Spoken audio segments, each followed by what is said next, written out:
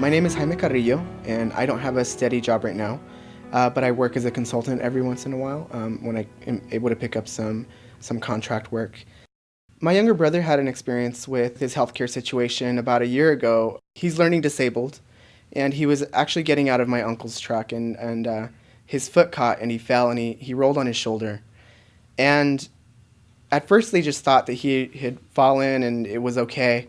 There was some soreness. They applied some ice. He was still able to move his arm around, and so he slept on it for a few days. And one morning, he woke up with sharp pain, and and it was really excruciating.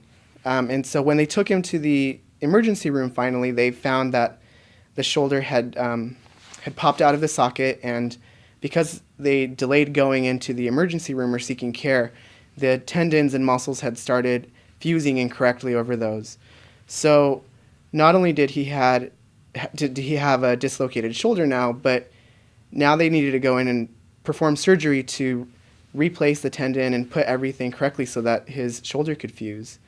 Right before this had happened, my parents unfortunately had separated, and so this had a really a really hard financial impact on my family.